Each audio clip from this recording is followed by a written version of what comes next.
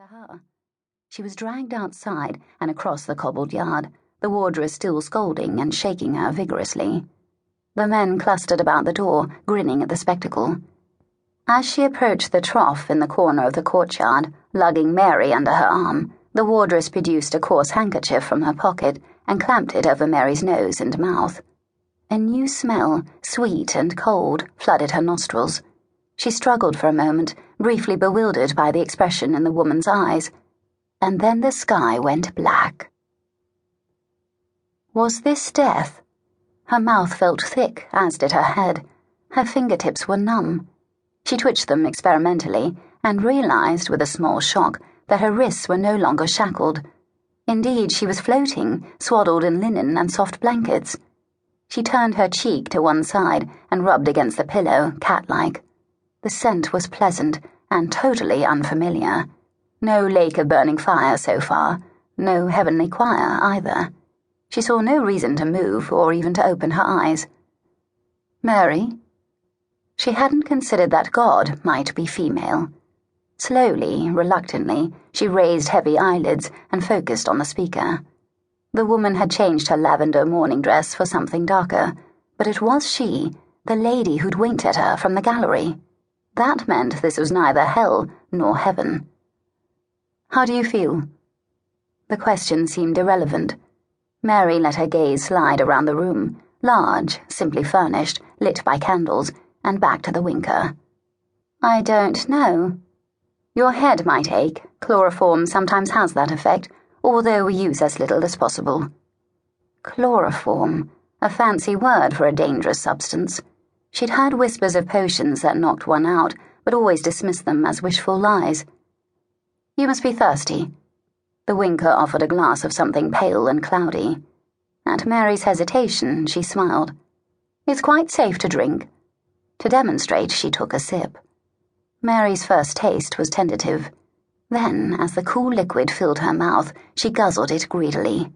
Lemonade. She'd had it once before, a couple of years ago. Now she was sorry when it was all gone. Wiping her mouth, she looked at the lady. She still felt fuzzy-headed, but her curiosity was strong. Why? Why don't I begin with who and where? Then I'll get to why and how. Mary nodded. She felt mocked. The lady sat down beside the bed. My name is Anne Treleaven, she began, and I am the head teacher here at Miss Grimshaw's Academy for Girls. Our founder was an eccentric and wealthy woman whose desire was to help women achieve a measure of independence. Education for girls in our country is generally very inferior, even for the rich, and many girls receive none at all. So Miss Grimshaw founded a school. She spoke quietly, but her eyes were sharp, and they rarely left Mary's face. We are a little like a charity school, since most of our students would not normally be able to afford our fees. However, we are a very unusual institution in that we often select our students instead of waiting for them to come to us. We search for girls who would most benefit from the special training we offer. She paused. We have chosen you. Mary scowled. I suppose you think that's generous. What makes you think I want to be chosen? Suppose I want to hang.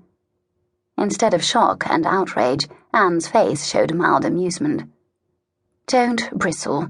We don't intend to keep you here by force. You may leave at any time and go directly to the gallows if you wish. But I hope you will at least listen to me for a few minutes before choosing. Mary felt both churlish and childish. She shrugged. My colleagues have been watching you for some time. You know one of them as the wardress at the Old Bailey, of course. Another observed you in Newgate Prison during the weeks before your sentencing.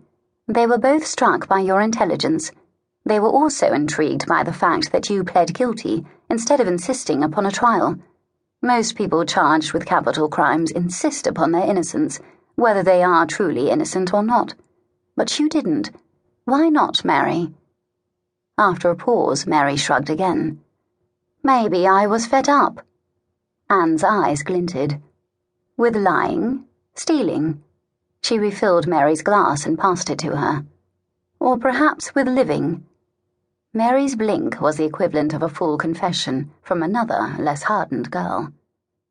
You are surprisingly resigned to death for one so young.